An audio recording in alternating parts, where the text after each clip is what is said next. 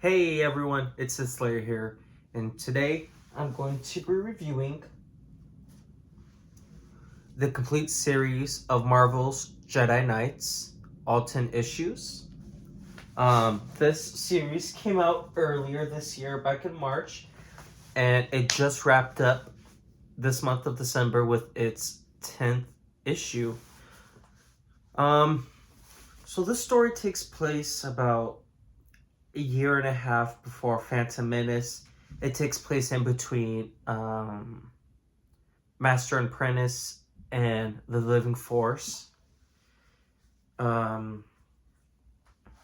So before we get into like the story and stuff, I just want to say I really liked the art of this comic series. I thought that the artist did a really great job drawing all these characters, environments, and creatures. The style of the art gives me very like late 90s, early 2000s Star Wars comic vibes, especially from like the Dark Horse issues from those early 2000s and stuff. I really just like the style that they used for this specific series. Um, Getting into the story though, so like I said, this takes place about a year and a half before the Phantom Menace. Um, Basically, most of these issues are kind of one whole narrative from start to finish, though they do kind of, some of the issues kind of break off into like their own thing, but overall it's one whole story. So basically, the premise of this whole thing is the Jedi facing assassins. Um, so basically, the story is we the first issue. We have the Jedi getting involved with these Assassin's Creed. Um, you know, Come to find out, one of them has a history with Dooku and Qui-Gon, and he's been out planning his revenge against Qui-Gon all these years later. So finally, him and Qui-Gon have a rematch. And I just want to say, I'm going to explain the story a little bit first, and then I'll tell you my likes and dislikes.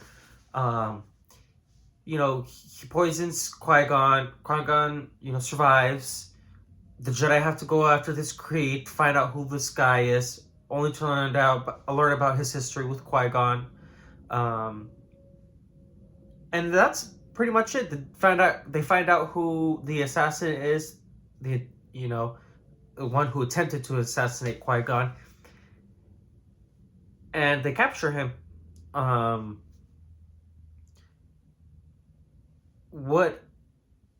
It's a pretty basic story, basic premise, of a story. I was expecting a lot from this series. It takes place a year before Phantom Menace. I felt like there's so much opportunity of story, so many Jedi to be told. And our main two characters were Obi-Wan and Qui-Gon throughout this series.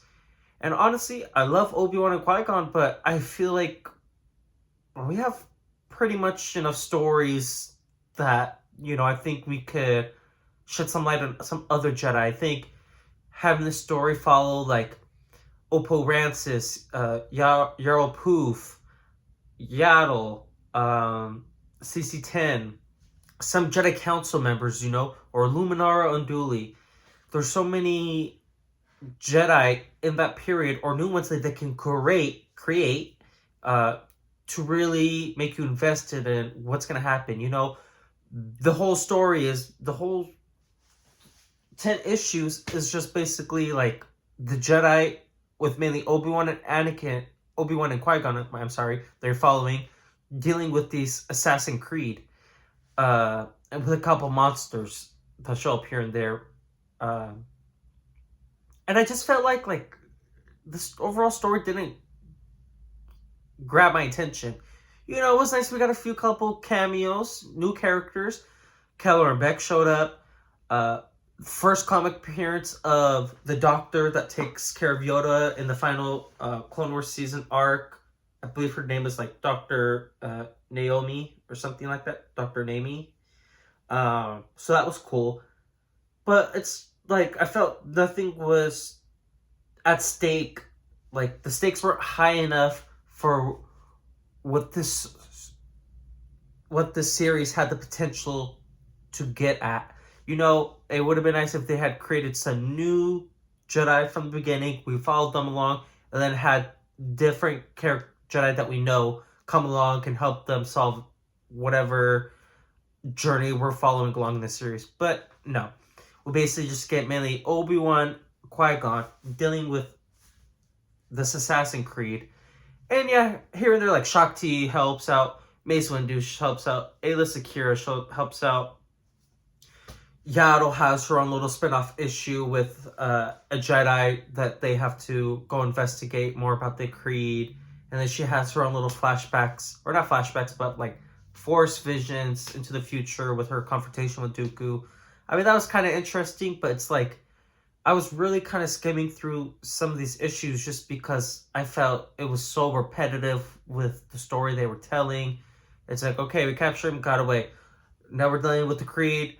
Okay, we defeated them. Now we got to deal with the next wave, and then the next wave. And it's just like, it felt like almost like reading like a video game. The Jedi just doing these levels until they get to the secret boss, and then they take him out with ease.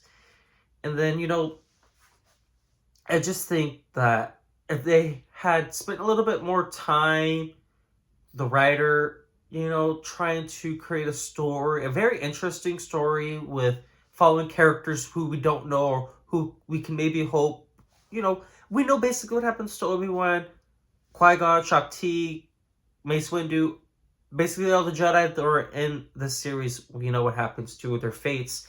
It would have been nice to follow Jedi whose fates we don't know, so that way we can, like, hope and root for them to make it through the series, and then maybe potentially follow them in future stuff.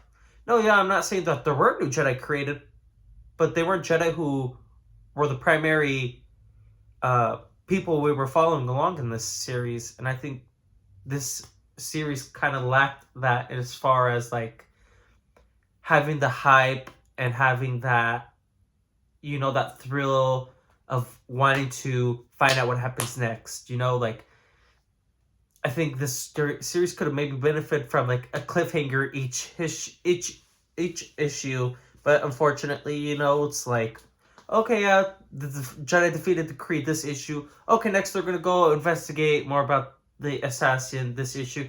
Okay, next we're gonna go deal with the local monsters that are invading the Creed. Okay, next issue we're gonna finally save Qui-Gon. Okay, then this one we're going to find the assassin and defeat him, and it just felt really like just boring. I hate to sound like a downbeat about it, but it's just like it just wasn't like that good of what it could have been. And I love Jedi, and I just feel like it's not that hard to create a good, exciting story involving Jedi if you know anything about Star Wars. And I just felt like this really just felt like a game of chase with the Jedi and this Assassin's Creed that they were dealing with. So, that was unfortunate. And, this issue ended up just being 10 issues. If they would have, I think this series could have benefited greatly if you just wanted to do the Assassin series first 4 or 5 issues, let that be the first trade paperback, story they want to tell with that.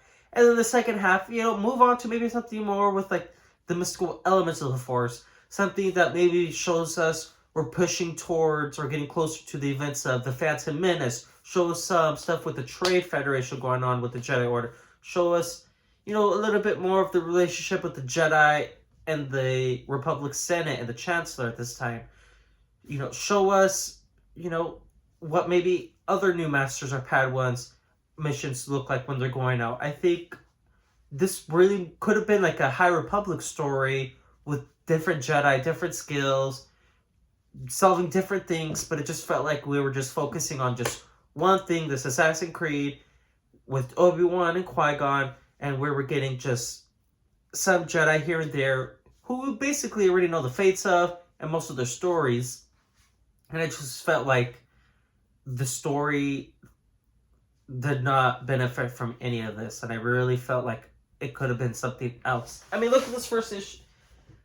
Well, I've had a variant for the first issue with Aether Prime, but I mean, the first issue had a picture of like all the Jedi from like I'm not gonna name them all, but I'm pretty sure you all know all the ones from the films and TV shows. So they really seemed like we're maybe gonna tell like stories about all these different kinds of Jedi, and that's not what ended up being the case. They should have just been the series should have just been called Obi-Wan Anakin Adventures. I mean, sorry, I don't know why I keep saying Anakin. It should have been called like Obi-Wan Qui-Gon Adventures, or Jedi Assassin. But it just doesn't feel like a Jedi Knight story because we're just following a master and an apprentice, mainly, with a couple Jedi popping up here and there. And I really feel like this series should have been something more. So overall, I'm kind of a little disappointed with this series. I'm not gonna lie. I would honestly give it maybe like a 6 out of 10. I think that's being a little generous. I mean, this whole 10-issue series, to be honest, is pretty skippable. I mean, there's no important Star Wars historical information that we need to know about the time period that this takes place in. Nothing significant event-wise happens. No Jedi die. Just a couple background Jedi created, but that's about it. And now it's over. So, and the ending just ended up being, I didn't even find it inspiring, but it just ended up being a speech Qui-Gon gives to Obi-Wan saying, you're the next legacy of the Jedi, and you must continue the fight on for all that we've worked for, something along those lines, and it's just like, really? Like, okay. This is it? It ends on a flat note. And it's like 10 months later, I really thought, we were going to get closer to things being connected to the Phantom Menace. I would have thought maybe they were going to explore, to show us different Jedi, especially from the High Council would have been nice. Just different experiences, missions that different Jedi do and take, and I think that would have been way more interesting than just following Obi-Wan and Qui-Gon for almost 10 issues dealing with an Assassin's Creed. But, we'll see what happens next. As far as comics go, I know this is my first comic review, but I'm planning on reviewing Legacy of Vader once that wraps up next month. I'm also going to be dropping a video very soon of Path of the Lightsaber, so keep a lookout for that. And my review for Master of Evil should be up soon too. If you liked this video, please like and subscribe and turn on your notifications so you are one of the first to know about my next Star Wars review. As always, may the Force be with you. Thank you.